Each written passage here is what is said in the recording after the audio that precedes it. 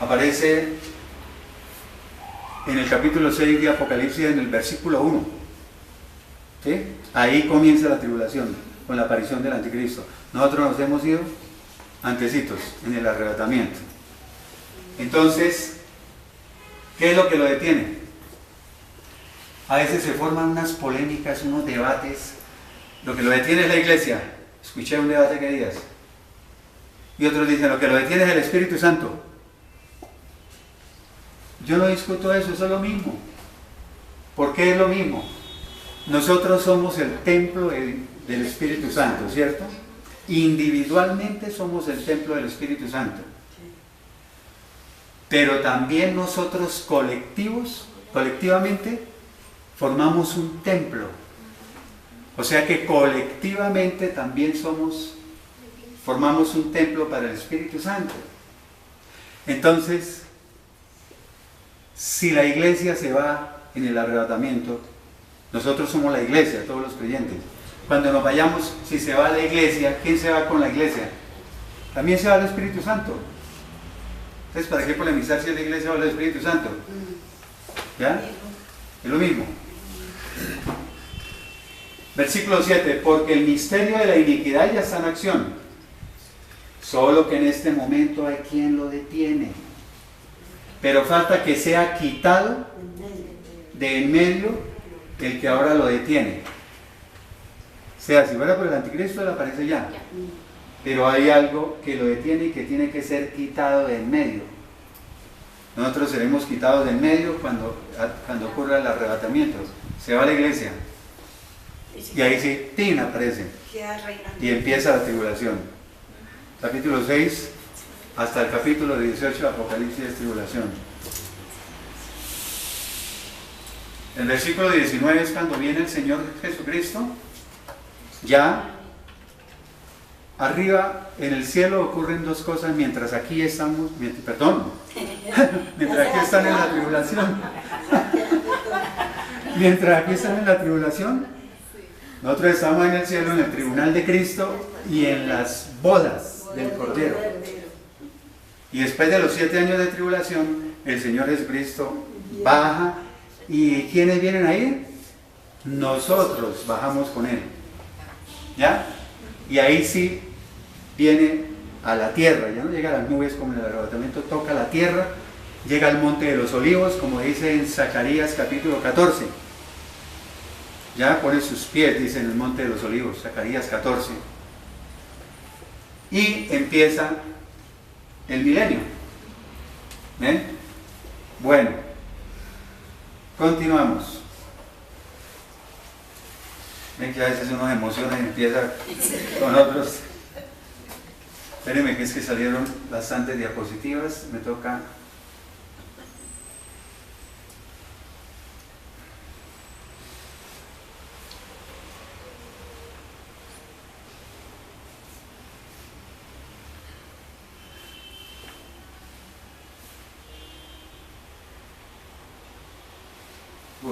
Salió bien. Lucas capítulo 21, versículo 36. Dice, velen pues, otra vez velen. O sea, estén atentos, estén despiertos, estén alerta. Pues, ¿cómo? Hay que velar. Orando en todo tiempo. Oren sin cesar, para que sean tenidos por dignos. Aquí estos textos son para confirmar. ¿Para confirmar qué? Que vamos a escapar de la tribulación, ¿cierto? Para que sean tenidos por dignos para escapar de todas estas cosas que vendrán y puedan estar en pie delante del Hijo del Hombre. ¿Cómo vamos a escapar? Pues en el arrebatamiento. Apocalipsis capítulo 3, versículo 10. Por cuanto has guardado la palabra de mi paciencia, o sea, ya que has obedecido mi palabra de resistir o perseverar pacientemente, yo también te guardaré. Ese guardaré en este contexto es: yo también te protegeré de la hora de la prueba que ha de venir sobre el mundo entero.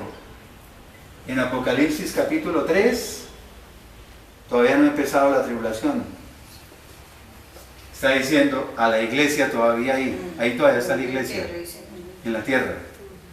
Yo también te protegeré de la hora de la prueba que va a venir sobre el mundo entero, para poner a prueba a todos los que habitan sobre la tierra. Hebreos capítulo 9, versículo 28. Hebreos 9, 28. Así también Cristo fue ofrecido en sacrificio una sola vez para llevar o quitar los pecados de muchos. ¿Cierto? El sacrificio de Él fue para, ¿cierto?, quitar nuestros pecados o morir por nuestros pecados. Dice: y aparecerá por segunda vez sin relación con el pecado. ¿Qué quiere decir sin relación? Que aparecerá por segunda vez sin relación con el pecado. O sea, ya no para morir por nuestros pecados, ya no para cargar con el pecado de nadie, sino que para salvar a los que ansiosamente lo esperan. ¿Ya? ¿Quiénes lo esperamos ansiosamente? Sí. Sí.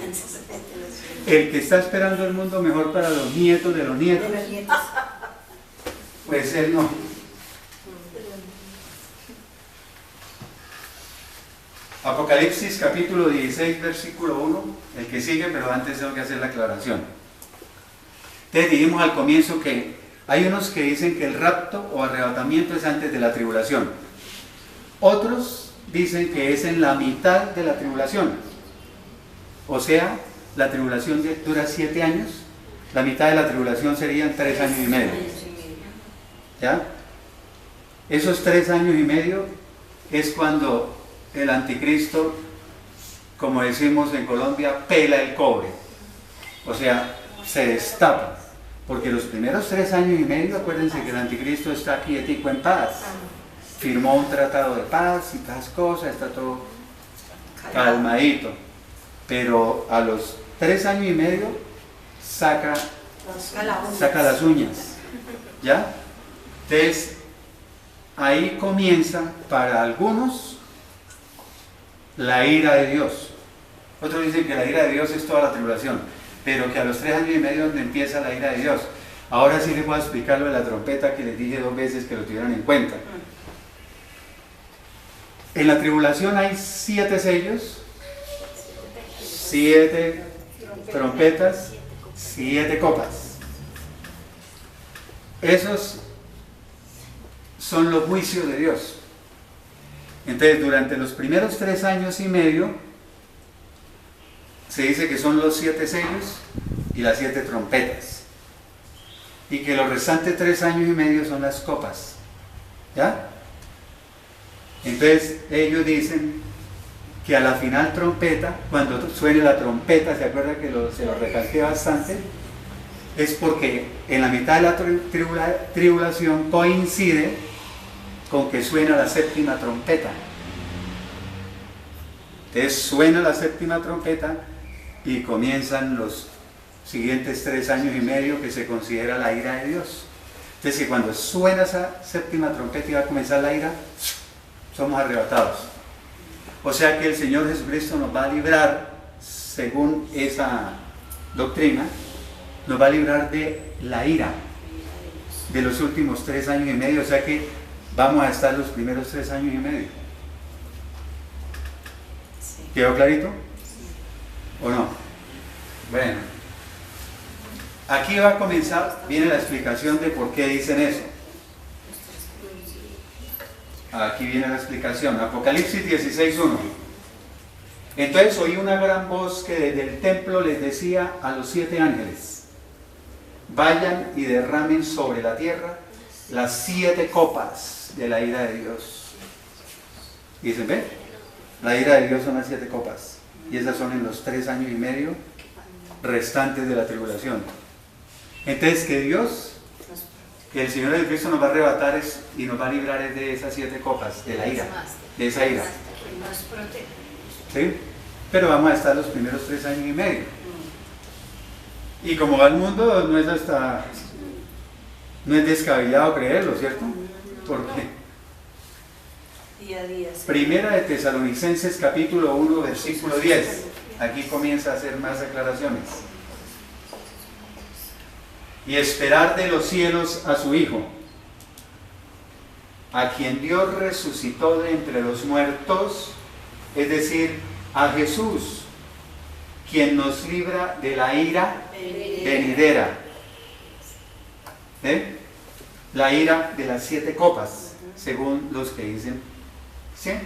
Pero recalco, vuelvo a enfatizar en eso. Muchos llaman la ira de Dios todos los 7 años, pero los que dicen, para decir del arrebatamiento en la mitad, se agarran de aquí. Y no es que esté descabellado pensarlo, porque ahí la Biblia lo está mostrando también. Por eso es que toca entender bien y estudiar bastante. Entonces, esperar de los cielos a su Hijo, a Jesús, quien nos libra de la ira venidera. Sea la una, la de los 3 años y medio, la de los 7, el Señor de Cristo viene por nosotros y nos libra de la ira, mejor dicho. Primera de Tesalonicenses capítulo 5 versículo 9. Porque Dios no nos ha destinado para la ira, sino para alcanzar la salvación por medio de nuestro Señor Jesucristo. O sea, salvarnos de estar aquí y vivir todo lo que hay que vivir. Romanos capítulo 5 versículo 9. Romanos 5, 9. Dice, con mucha más razón, habiendo sido ya justificados por su sangre, ya sabemos que justificados, o sea, declarados libres de culpa por la sangre de Cristo, dice, con mayor razón seremos salvos de la ira de Dios por medio de Él, por medio de Cristo. ¿Ven? Entonces, incluso no lo traía preparado, pero lo voy a decir que es importantísimo. En el capítulo 7 de Apocalipsis está Juan allá en el cielo y está hablando con uno de los ancianos. ¿Sí? Léanse el capítulo 7, donde está hablando de los 144.000 al comienzo y después, no recuerdo el versículo, pero en el capítulo 7 dice que está Juan hablando con uno de los ancianos y creo que es el anciano el que pregunta, ¿y quiénes son estos que están con vestiduras blancas? ¿Sí? Y no recuerdo quién fue el que dijo, tú lo sabes. Creo que fue Juan al anciano el que le dijo, tú lo sabes. ¿Quiénes son? Y el anciano dice, ¿qué? Estos son los que salieron de la gran tribulación, que lavaron su vestidura, sus ropas en la sangre del Cordero. Y están en el cielo. Y está hablando que esos fueron los que salieron de la gran tribulación. Hay una explicación, yo les doy todas las explicaciones que habidas y por haber. Resulta que dice que nosotros, si somos verdaderos cristianos, cuando llegue la hora del arrebatamiento, si nos vamos antes de que empiece la tribulación, ¿cierto? Somos arrebatados, nos vamos para el cielo. Pero que aquí en la tierra van a quedar, digamos, los cristibios, lo que llaman los cristianos carnales, o los que no creyeron jamás en Cristo. Entonces, cuando ellos ven que muchos no fuimos, entonces van a creer, ¿cierto? Pero ya es tarde. Según los argumentos no es tarde todavía. No porque dicen, esto no lo digo yo, pueden leerlo en todos los libros de teología, dicen que los que se quedan, entonces muchos se van a arrepentir y van a recibir a Cristo ahí en la tribulación. Sí. Todavía tienen esa Una oportunidad. oportunidad más que les da. Sí, pero el repechaje. Pero entonces, ¿qué sucede? Dice que esos van a ser muertos por el anticristo. No se van a dejar poner la marquita del 666 ni en la mano ni en la frente, entonces van a ser muertos por el anticristo. ¿Cómo van a morir? Uy, mejor dicho, están ustedes decapitados, degollados. Y el Apocalipsis también menciona. Dice, me estoy saliendo del tema, pero es que es tan apasionante este tema. Dice, vi las almas de los degollados. Yo cuando leía esto de los degollados hace 17 años que comencé en el cristianismo, yo decía, bueno, eso sí está hablando ahí de la antigüedad, porque en una era moderna, que cuento de degollados. Incluso Armando Alducin alcanzó a decir, hace como 2 o 3 años, alcanzaba a decir que es que se iba a poner de moda la guillotina otra vez. Y yo decía, bueno, pero ahorita que estamos viendo el Estado Islámico matando a los cristianos, ¿cómo? Degollados. Ahorita ISIS. Entonces ya entendemos por qué y vemos la perfección de la palabra de Dios, ¿sí o no? Decirlo de que iban a ser degollados y que empiezan a ocurrir esas cosas, pero es que le digo que muchos cristianos no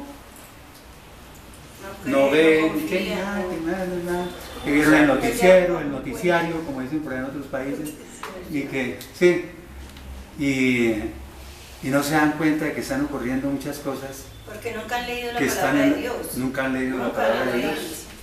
No, y aunque la hayan leído, el discernimiento, la revelación, la iluminación que es por el Espíritu Santo. Entonces, bueno, aquí se alargó un poquito. Salvo de la ira por medio de él.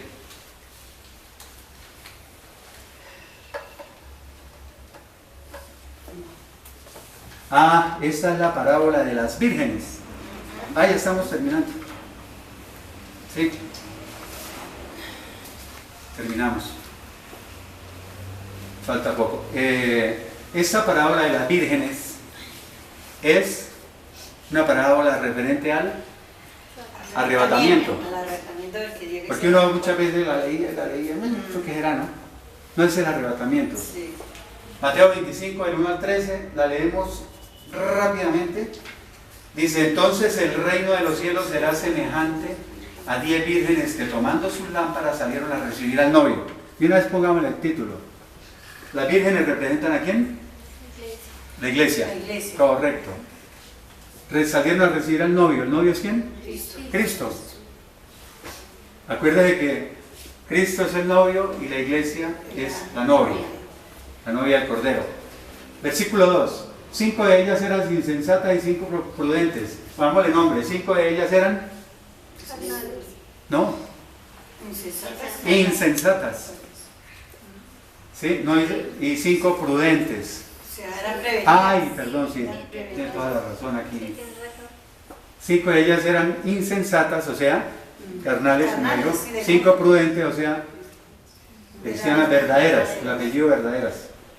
Tercero, las insensatas tomaron sus lámparas, pero no llevaron aceite, no estaban preparadas. En cambio, las prudentes tomaron aceite en sus vasijas, juntamente con sus lámparas. Versículo 5, como el novio tardaba, lo que está sucediendo ahorita, y leímos un texto donde dice que no es que esté demorándose el Señor Jesucristo, y entonces la gente empieza a dormir y a apartarse, la apostasía, la pérdida de la fe. Bueno, como el novio tardaba, todas les dio sueño y se durmieron, o sea, no velaron, no estuvieron despiertas, atentas, pilas. Pero a la medianoche se oyó un grito, ahí viene el novio, salgan a recibirlo. Y mire cómo uno puede correlacionar todas las cosas, así no tenga trascendencia, pero dice a la medianoche, parecido a los textos de que como ladrón en la noche, ¿no? como ladrón en la noche. Pero a la medianoche se oyó un grito, ahí viene el novio, salgan a recibirlo. Entonces todas aquellas vírgenes se levantaron y arreglaron sus lámparas. Y las insensatas dijeron a las prudentes, denos un poco de su aceite porque nuestras lámparas se están apagando. Pero las prudentes respondieron diciendo, no sea que no haya suficiente para nosotras ni para ustedes. Vayan más bien a los que lo venden y compren para ustedes mismas. Pero mientras ellas fueron Se cerró la puerta a comprar el aceite, llegó el novio y las que estaban preparadas entraron con él a la boda y se cerró la puerta. ¿Por qué dice entraron con él a la boda? Porque estaban ahí, Porque estaban preparadas. Acuérdense del arrebatamiento. Sí. Viene el novio, se lleva a la novia y nos vamos a las bodas del Cordero, ¿cierto? Tribunal de Cristo y las bodas del Cordero. Entonces entraron con él a la boda y se cerró la puerta. Los que se quedaron, se quedaron. 11. Después llegaron también las otras vírgenes diciendo, Señor, Señor, ábrenos. Pero él respondiendo dijo, en verdad les digo que no las conozco. Velen pues porque ustedes no saben ni el día ni la hora en que el Hijo del Hombre ha de venir. Aquí terminamos con esta diapositiva, pero agrego algo, ya me pasé bastante tiempo. Mateo capítulo 7, versículo 21 al 23. No todo el que me dice Señor, Señor, entrará en el reino de los cielos. Porque aquí voy a hacer una pequeña crítica. Esa oración de fe que se hace al final en las iglesias, donde dice pase y hagan la oración de fe para que reciban al Señor Jesucristo. Esa es una oración que yo la respeto mucho. Yo la hice 2 años y medio después de haber llegado a la iglesia. Viene 2 años y medio después. ¿Saben cuándo? Cuando estaba seguro que verdaderamente me iba a quedar y que iba a tratar de vivir en los caminos de Cristo. Lo que critico es que llega la persona por primera vez, fue obligado por la esposa, ¿sí? Sí, se ha visto. Y dice el pastor, pase aquí los que quieren recibir a Cristo y tal, y la mujer llega y ¡tum!, le pega el codazo, pase a ver. Y pasa sin arrepentirse, sin necesidad de cambio, ¿sí? No piensa en hacer un cambio ni nada, pero el pastor llega y le dice, con esta oración ya usted Ya queda salvo y salvo para siempre. No, ese señor sale convencido de que verdaderamente es salvo, porque la oración dice, ¿cómo es que dice? Si confiesas con tu boca que Cristo es el Señor, serás salvo. Si confiesas con tu boca, no es sino confesar y ya. Entonces esa persona sale engañada y sale a pecar y no, yo soy salvo porque ya hice la oración. Y por eso dice, no todo el que me dice Señor, Señor entrará en el reino de los cielos. ¿Quiénes son los que entrarán en el reino de los cielos? Dice, sino solo el que hace la voluntad de mi Padre que está en los cielos. Muchos me dirán en aquel día, Señor, Señor, no profetizamos en tu nombre y en tu nombre echamos fuera demonios y en tu nombre hicimos muchos milagros. Pero entonces les declararé, nunca los conocí, apártense de mí, hacedores de maldad. Mateo capítulo 13, versículo 23. Entonces los justos resplandecerán como el sol en el reino de su Padre. El que tenga oídos para oír, que oiga. Y Marcos 13, 37, terminamos ahí. Dice el Señor Jesucristo, y lo que a ustedes les digo, a todos lo digo, o a todos se lo digo. Velen, estén despiertos, estén atentos, no se duerman. Y les agradezco de verdad la paciencia porque fue bastante larga. Muchísimas gracias, vamos a orar.